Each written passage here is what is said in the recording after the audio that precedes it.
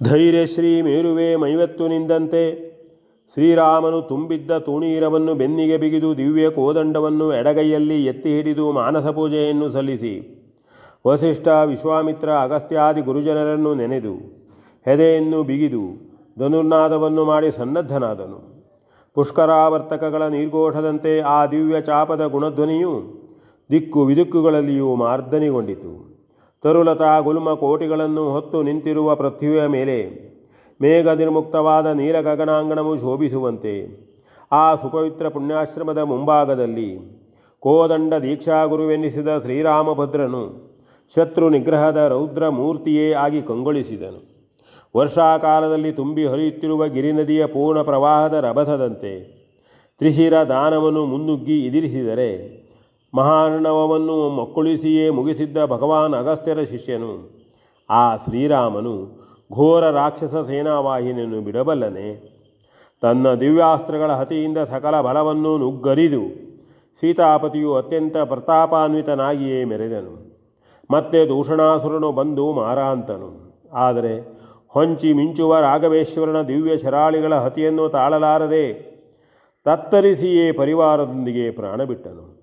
ಮಾನಭಂಗದ ಕಿಡಿಯೇ ಖರಾಸುರನ ಹೃದಯದಲ್ಲಿ ಹೊತ್ತಿ ಉರಿಯುತ್ತಿದ್ದಂತೆಯೇ ಶ್ರೀರಾಮನಲ್ಲಿ ಸೆಣಸಿದ್ದ ತನ್ನವರ ಸಾವೇ ಅದಕ್ಕೆ ಆಜ್ಯವಾಗಿ ಪರಿಣಮಿಸಿತು. ರೋಷಾಗ್ನಿಯಲ್ಲಿ ತನ್ನ ದೇಹವೇ ಧಗಧಗಿಸುವಂತೆ ಅಂತರಂಗದ ಸೇಡು ಶೌರ್ಯದ ಉನ್ಮತ್ತತೆಯನ್ನೇ ತಳೆದು ಪ್ರಜ್ವಲಿಸತೊಡಗಿತು. ಹೆಡೆ ತುಳಿದ ನಾಗನಂತೆ ಬುಸುಗುಟ್ಟಿ ನಿಶ್ವಾಸದಿಂದಲೇ ವಿಷಜ್ವಾಲೆಯನ್ನು ಕಾರತೊಡಗಿತು.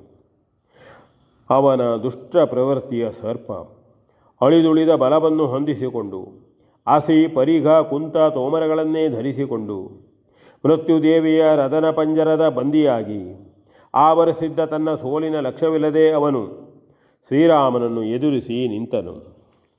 ಮುಹೂರ್ತ ಮಾತ್ರದವರೆಗೆ ವಿವಿಧಾಯುಧಗಳ ಮೂಲಕ ಅಭಿಯೋಗ ನಡೆಸಿದನು.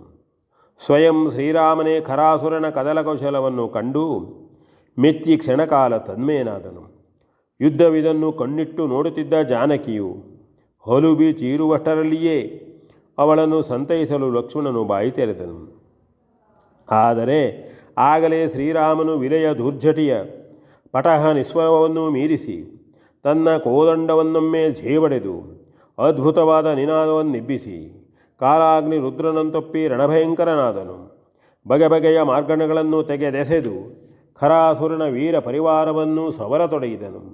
ಅಂತೆಯೇ ಅದರಿಂದ 14,000 ಸಂಖ್ಯೆಯ ರಾಕ್ಷಸ ಭಟರ ಪಡೆಯೆಲ್ಲವೂ ಅಳಿದು ಒಡೆಯನೊಬ್ಬನು ಮಾತ್ರ ಜೀವದಲ್ಲುಳಿಯಬೇಕಾಯಿತು.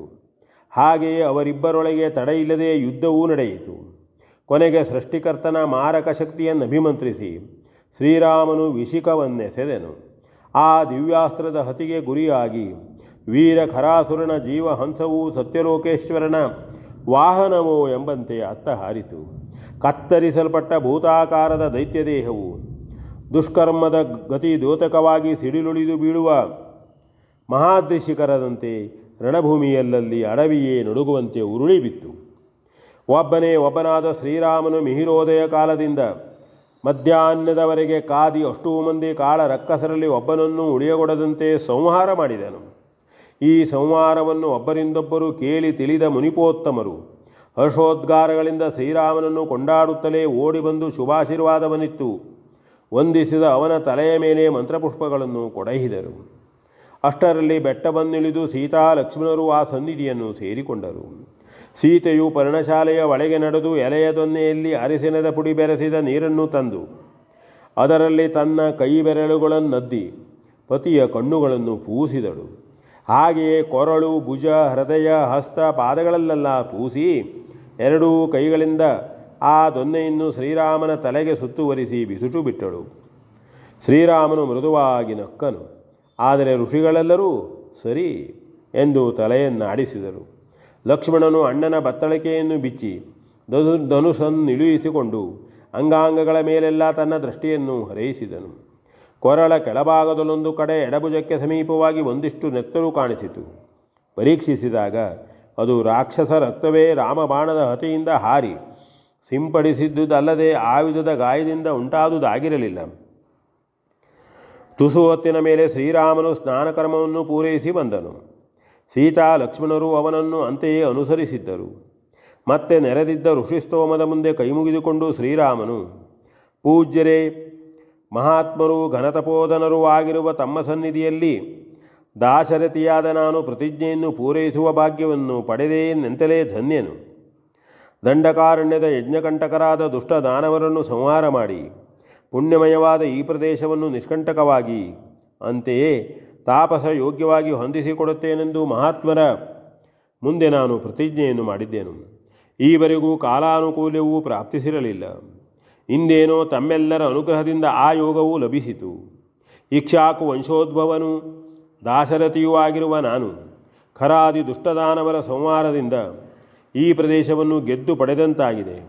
ನಾನಿದನ್ನು ಸರ್ವತಾ ನನಗಾಗಿ ಪಡೆದುದಲ್ಲ, ತಾನಾಗಿ ಬೆಳೆದು ನಿಂತಿರುವ ಈ ಗಿಡಮರ ಬಳ್ಳಿಗಳ ಸಾಕ್ಷಿಯಾಗಿ, ನಮ್ಮ ವಂಶದ ಆದಿಪುರುಷನೂ ಬುದ್ಧಿಪ್ರಚೋದಕನೂ ಆಗಿರುವ ಕರ್ಮ ಸಾಕ್ಷಿಯಾಗಿ ಮುಂದಿದು ತಪಸ್ವಿಗಳ ತಪೋಭೂಮಿಯಾಗಿ ರಂಜಿಸಲಿ.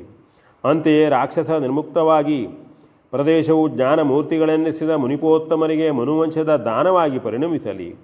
ಇದನ್ನು ಇದೇ ರೀತಿ ಸಂರಕ್ಷಿಸುವ ಹೊಣೆಯೇ ಈ ದಾನದ ದಕ್ಷಿಣೆಯಾಗಿ ಹೊಂದಿರಲಿ. ಜಗತ್ತನ್ನು ಎಂತೂ ಧರ್ಮವು ರಕ್ಷಿಸುತ್ತದೆಯೋ ಅಂತೆಯೇ ಜಗತ್ತು ಧರ್ಮವನ್ನು ರಕ್ಷಿಸುತ್ತಿರಲಿ. ಈ ಮಹೋದ್ದೇಶಕ್ಕೆ ವಿರೋಧವಾಗುವ ಎಲ್ಲ ಶಕ್ತಿಗಳು, ವ್ಯಕ್ತಿಗಳು ಸಮೂಲ ನಾಶವಾಗಿ ಲೋಕವು ಸುಖಶಾಂತಿಗೀಡಾಗಿ ರಂಜಿಸಲಿ ಎಂದು ಹೇಳಿ ದೊನ್ನೆಯಲ್ಲಿ ತುಂಬಿದ್ದ ನೀರನ್ನು ತೆಗೆದು ದಾರೆ ದಾರೆಯಾಗಿ ಎರೆದು ಸೀತಾ ಲಕ್ಷ್ಮಣರೊಂದಿಗೆ ಉದ್ದಂಡವಾಗಿ ನಮಸ್ಕರಿಸಿದನು. ಮುನಿಗಳು ಏಕಕಂಠದಿಂದ ಶ್ರೀರಾಮನಿಗೆ ಸ್ವಸ್ತಿವಾಚನವನ್ನು ಕರೆದು ಉತ್ತರೋತ್ತರವಾಗಲೆಂದು ಹರಸಿದರು. ದೂರದಲ್ಲಿ ಬಿದಿರ ಮೇಳೆಗಳು ಒಂದನ್ನೊಂದು ತಾಗಿ ಜಯಧ್ವನಿಯನ್ನೆಬ್ಬಿಸಿದವು. ತಂಗಾಳಿಯು ಬಹುದೂರದಿಂದ ಕುಸುಮಸೌರಭರಾಶಿಯನ್ನೇ ತಂದೊಪ್ಪಿಸಿತು. ಬಳ್ಳಿಯ ಹೂವು ಮರದೆಲೆಯೂ ಒಟ್ಟಾಗಿ ಪತ್ರಪುಷ್ಪದ ಅರ್ಚನೆಯನ್ನೇ ಅರ್ಪಿಸಿದವು. ಬಹು ವರ್ಷಗಳಿಂದ ದೂರವಾಗಿದ್ದ ಶಾಂತಿಯು ಆ ಪ್ರದೇಶದಲ್ಲಿ ಮತ್ತೊಮ್ಮೆ ನೆಲೆಗೊಂಡಂತೆ ಎಲ್ಲರ ಮುಖಗಳು ಆನಂದದಿಂದ ವಿಕಸಿತವಾದವು. ಶ್ರೀರಾಮನ ಮುಖದಲ್ಲಿ ಕೃತಕೃತ್ಯೆಯ ಆನಂದವೇ ಮಿನುಗುತ್ತಿತ್ತು. ಅಂತೆಯೇ ಬಂದಿದ್ದ ಸಕಲ ಮುನಿಜನಗಳನ್ನೂ ಶ್ರೀರಾಮನು ಮತ್ತೊಮ್ಮೆ ಕೈಮುಗಿದು ಬೀಳ್ಕೊಟ್ಟನು. ಆದರೂ ಇನ್ನೊಮ್ಮೆ ಶ್ರೀರಾಮನನ್ನು ಹರಸಿ ಬೀಳ್ಕೊಂಡರು. V N Bhagwat ಪರ್ಬಳ್ಳಿ.